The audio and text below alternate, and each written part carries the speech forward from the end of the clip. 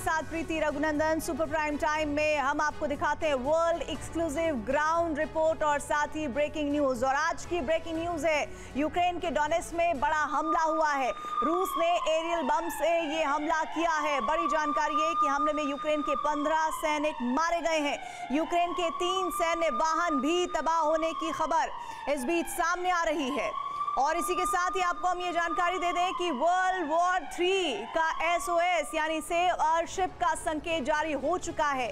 और ये संकट काल में दिया जाने वाला, जी हाँ, दिया जाने वाला मरीन संकेत है। और यूरोप के अलग अलग हिस्सों से ऐसे संकेत मिल रहे हैं। कुछ डेटाज आपको दिखाएंगे जिससे आपको समझ आएगा कि कैसे ये आंकड़े सामने आ रहे हैं और ये मौत का आंकड़ा बढ़ता जा रहा है। रूस के 1,75,000 सैनिक, जी हाँ, 1,75,000 सैनिक मारे जा चुके हैं। तो यूक्रेन में ये आंकड़ा 1 लाख पहुंच चुका है जिसे हम दिखा रहे हैं। यानी जंग में अब तक रूस के 5 लाख सैनिक और नागरिक 50 सैनिक भी घायल हुए हैं। तो यूक्रेन के 3 लाख सैनिक, ये जो डेटा आपके सामने है, वो भी मारे जा चुके हैं। ये इस तरफ ये डेटा मैं आपको दिखा रही हूँ। अब देखिए, नागरिकों के जख्मी होने की भी खबर है। दूसरा SOS क्या है, वो है अमेरिकी राष्ट्रपति बाइडेन की लॉन्ग रेंज हमलों की अनुमति के बाद रूस के ब्रियांस्क पर अमेरिकी अटैक MS, जी हाँ, अमेरिकी अटैक MS ब्रियांस्क में मिसाइल से हमले हुए हैं। और कुर्स में ब्रिटेन की स्टॉर्म शैडो मिसाइल से हमले हो चुके हैं। तो दोनों तरफ देखिए किस तरह से ताबड़तोड़ हमलों की तस्वीर। तीसरा SOS क्या है, अमेरिका से मिली लॉन्ग रेंज हमलों की अनुमति के बाद पुतिन भड़क उठे हैं और पहली बार IRBM, जी हाँ, ध्यान से सुनिएगा, IRBM जिसको हम ये दिखा रहे हैं, ये देखिए इस वक्त आपके सामने पहली बार IRBM का प्रयोग किया गया है। और ब्लास्ट के बाद ओरेशनिक मिसाइल को वॉर ड्यूटी पर तैनात किया गया है, जो इस वक्त आप मेरे पीछे देख रहे हैं। एक और जानकारी आपको हम बता दें, वो ये कि ओरेशनिक मिसाइल को वॉर ड्यूटी पर तो तैनात किया ही गया है, लेकिन हाइपरसोनिक मिसाइलों से नीप्रो पर हमला किया जा चुका है। ये इंपॉर्टेंट न्यूज। चौथा SOS नंबर क्या है, यूरोप में एटमी बॉम्बर एक्शन में आ चुके हैं। और इसके बाद देखिए Tu-160, Tu-90 वॉरहेड रेडी हो चुके हैं। और इसके अलावा अमेरिका के B-52, जो इस वक्त मेरे आप इस साइड देख रहे हैं, और B-2 वॉर रेडी को कर दिया गया है। SOS नंबर 5 क्या है, ग्लोबल सैन्य तैनाती। पोलैंड में US मिसाइल पहुंच चुकी है और हंगरी में एयर डिफेंस सिस्टम लगा दिए गए हैं। ये मेरे पीछे देख रहे हैं आप, हंगरी की जानकारी ये सामने आ रही है। ब्लैक सी में रूसी युद्धपोत तैनात हो चुका है। और वहीं बेरेंट्स की अगर बात की जाए तो वहां रूसी सबमरीन पहुंचने के बाद 100 से ज्यादा बॉम्बर मिसाइल्स को लेकर जो जानकारी आ रही है वो ये है कि 100 से ज्यादा bomber missile submarine strategic location पर ट्रांसफर हो चुके हैं। और इन सब सैन्य तैनाती और हलचल के बीच राष्ट्रपति पुतिन ने राष्ट्रीय प्रसारण के दौरान ऐलान किया है कि रूस का अगला टारगेट यूक्रेन के मित्र देश हैं। रूस अब उन देशों के सैन्य ठिकानों पर हमले की तैयारी कर रहा है जिन देशों के हथियारों से रूसी सैन्य ठिकानों पर हमले किए जा रहे हैं। और इसका जवाब देने के लिए यूरोप के देश और अमेरिका भी जंग की तैयारी में है। देखिए कैसे यूरोप एटमी हथियारों के व्यू में घिर चुका है।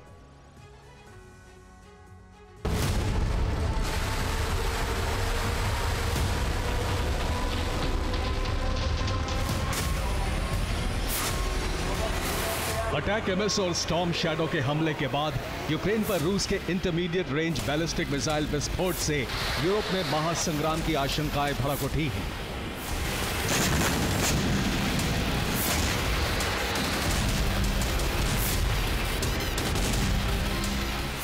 रूस ने IRBM हाइपरसोनिक की ताकत दिखा दी है और अब राष्ट्रपति पुतिन ने संकेत दे दिए हैं कि रूस का अगला टारगेट वो देश हैं जो यूक्रेन को हथियारों की मदद दे रहे हैं।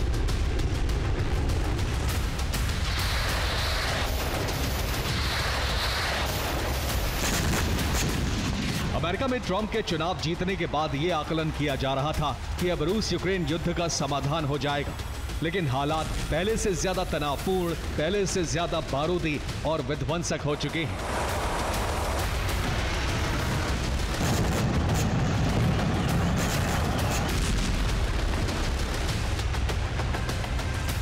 रूस के IRBM हमले के बाद यूरोपियन यूनियन के विदेश मामलों के प्रवक्ता ने कहा है, हम सभी तथ्यों की जांच कर रहे हैं, लेकिन इतना तय है कि रूस के IRBM हमले से हालात बिगड़ चुके हैं।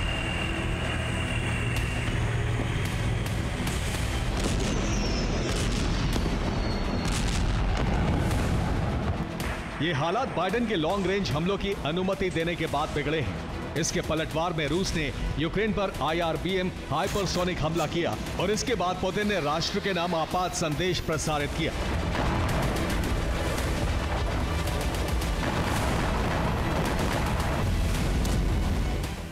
पुतिन के लंबे भाषण से महाविनाश के संकेत मिले हैं और माना जा रहा है कि यूक्रेन के साथ साथ यूरोप के कई देश रूस के निशाने पर आ चुके हैं।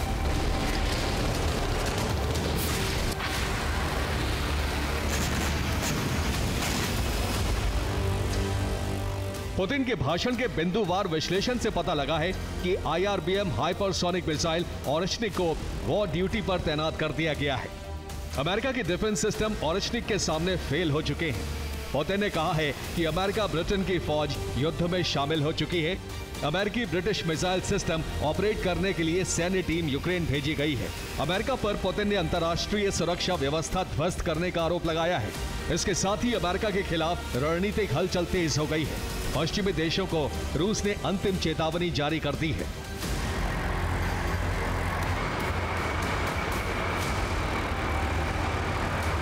पुतिन ने लंबे भाषण में कहा है कि यूक्रेन के साथ रूस का युद्ध अब क्षेत्रीय समस्या नहीं है, बल्कि इसका स्वरूप वैश्विक हो चुका है।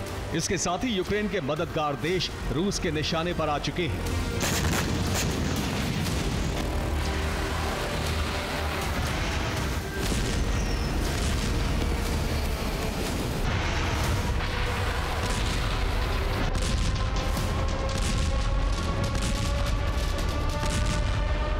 माना जा रहा है कि यह पुतिन की अंतिम चेतावनी है और इसके साथ ही यूक्रेन को हथियार भेजने वाले यूरोप के कई देश रूस के निशाने पर आ चुके हैं।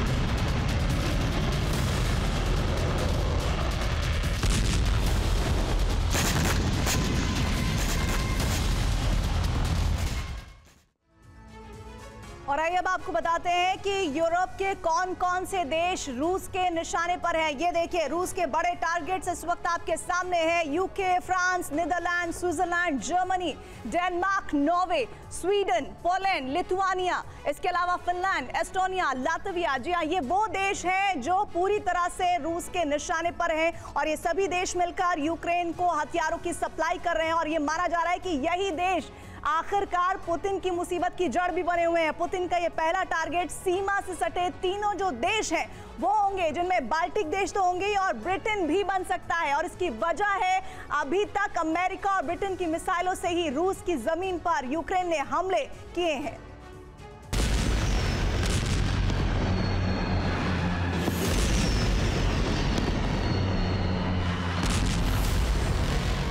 रूस के विदेश मंत्रालय की प्रवक्ता मारिया ज़खारोवा ने 21 नवंबर को ही पोलैंड पर हमले की चेतावनी जारी की है। ये चेतावनी यूक्रेन पर IRBM हमले के बाद जारी की गई।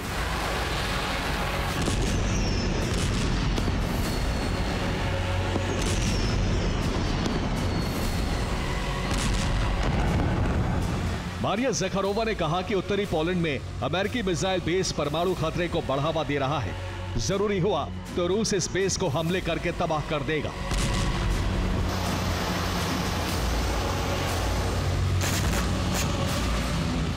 रूस की मिसाइलें यूक्रेन सहित नेटो देशों पर बरसने के लिए तैयार हैं। युद्ध भड़कने की आशंका को देखते हुए नेटो देशों ने भी बड़ी जंग की तैयारी शुरू कर दी है।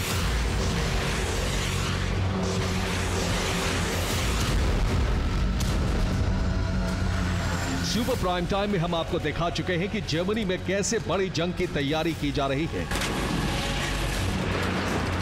इस डॉक्यूमेंट से मिली जानकारी के मुताबिक जर्मनी में 8 लाख नेटो जवानों को युद्ध के लिए तैयार रखा गया है। इसके साथ ही नेटो संगठन के 2 लाख सैन्य वाहन युद्ध के लिए तैयार रखे गए।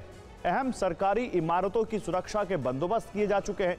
युद्ध के दौरान एनर्जी सप्लाई जारी रखने के लिए विंड टर्बाइन लगाए जा रहे हैं। विंड टर्बाइन के साथ साथ बिजली सप्लाई के लिए डीजल से चलने वाले जनरेटर भी स्टोर किए जा रहे हैं। माना जा रहा है कि युद्ध लंबा चलेगा और भूखमरी से जनता और सेना को बचाने के लिए रसद भंडारण किया जा रहा है। जर्मनी में ट्रक चलाने वाले ड्राइवरों को सैन्य वाहन चलाने का प्रशिक्षण दिया जा रहा है। इसके साथ ही स्वेच्छा से जंग में जाने को तैयार नागरिकों को सैन्य प्रशिक्षण भी दिया जा रहा है।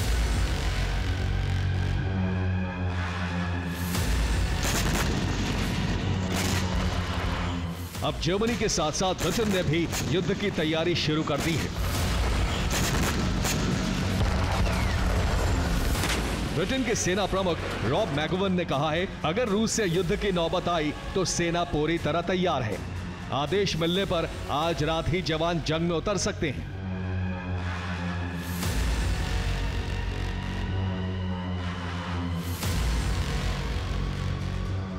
ब्रिटेन के साथ साथ अमेरिका भी जंग की बड़ी तैयारी में जुट गया है। अमेरिका ने अपने न्यूक्लियर ट्रायड को स्पेशल अलर्ट पर रखा है।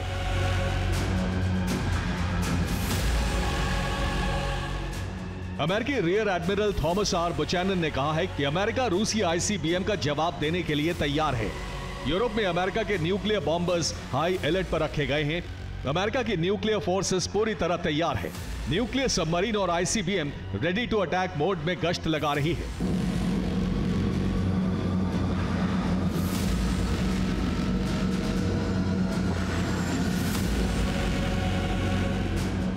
यूरोप में महासमर का बिगुल बज चुका है।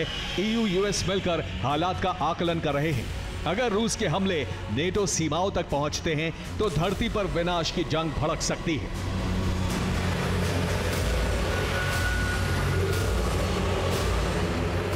Bureau report, TV9 Bharatvarsh.